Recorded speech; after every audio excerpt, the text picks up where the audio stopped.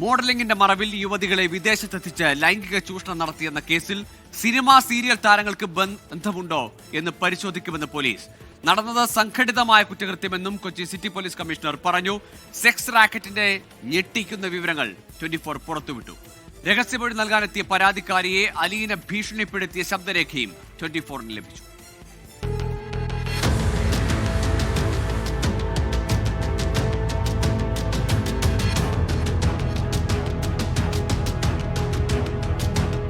പ്രധാന പ്രതി സിന്ധുവിന്റെ നേതൃത്വത്തിലുള്ള ഇവന്റ് മാനേജ്മെന്റ് കമ്പനിയുടെ പോസ്റ്ററുകളിൽ സിനിമാ സീരിയൽ താരങ്ങളുടെ ചിത്രങ്ങൾ ഉണ്ടായിരുന്നു.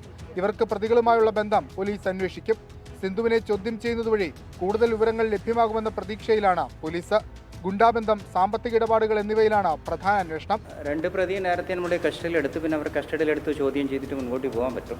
മറ്റൊരു പ്രതി നമ്മളുടെ ഫിസിക്കൽ കസ്റ്റഡിയിലേക്ക് എത്താൻ ഉണ്ട്. അവരെത്തിയെങ്കിൽ നമുക്ക് കുറച്ചുകൂടി ക്ലാരിറ്റിയും അവരുടെ നെറ്റ്വർക്ക് ആരൊക്കെ ഓപ്പറേറ്റ് ചെയ്തിട്ടുണ്ട് കംപ്ലീറ്റ് നമുക്ക് മനസ്സിലാക്കാൻ പറ്റും. നമുക്ക് കൃത്യമായിട്ട് ഇതുവരെയുള്ള അന്വേഷണത്തിൽ അങ്ങനെ ഒരു പ്രത്യേക ലീഡ് കൊണ്ട് വന്നിട്ടില്ല. പ്രതികളുടെ ഗുണ്ടാബന്ധം ഉപയോഗിച്ച് പരാതിക്കാരിയെ അലീന ഭീഷണിപ്പെടുത്തുന്ന ശബ്ദരേഖ 24 ലഭിച്ചു.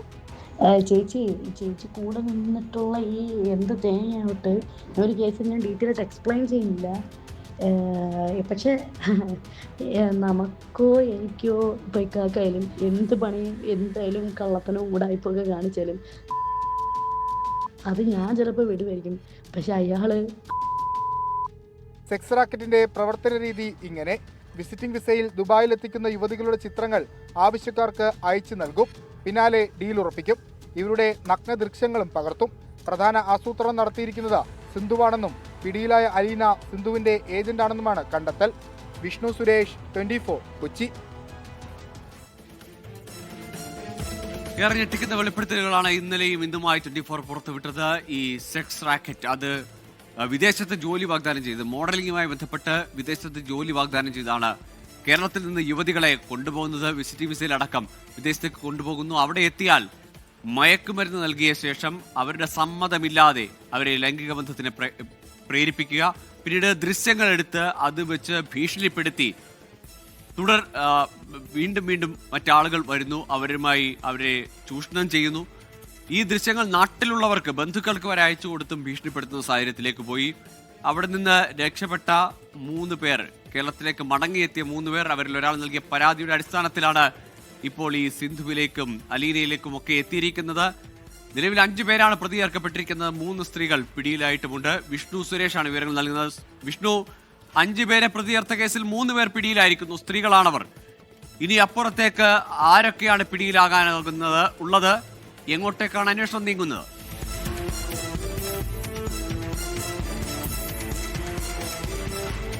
ഈ 5 പേർ, അതായത് ഈ പ്രതിപട്ടികയിലുള്ള 5 പേരിൽ മാത്രം കേസ് ഒതുങ്ങില്ല എന്നാണ് നിലവിലെ അന്വേഷണം കൊണ്ട് നമുക്ക് മനസ്സിലാവുന്നത്.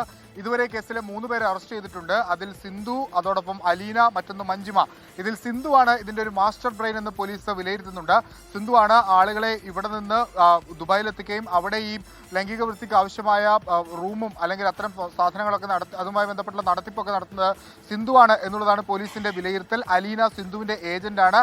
മഞ്ജിമയും അത്തരത്തിൽ പ്രവർത്തിച്ചിട്ടുള്ള ആളാണ്. ഇവിടുന്ന് ഈ ഫാഷൻ ഡിസൈനിങ്ങും മോഡലിംഗും ഒക്കെ ചെയ്യാൻ താല്പര്യമുള്ള ആളുകളെ വിദേശത്തേക്ക് എത്തിക്കാൻ അല്ലെങ്കിൽ അവരുമായി സംസാരിച്ച് അവരെ അങ്ങോട്ടേക്ക് എത്തിക്കുന്നത് അലീനയുടെയൊക്കെ നേതൃത്വത്തിൽ എന്നാണ് പോലീസിന്റെ വിവരം.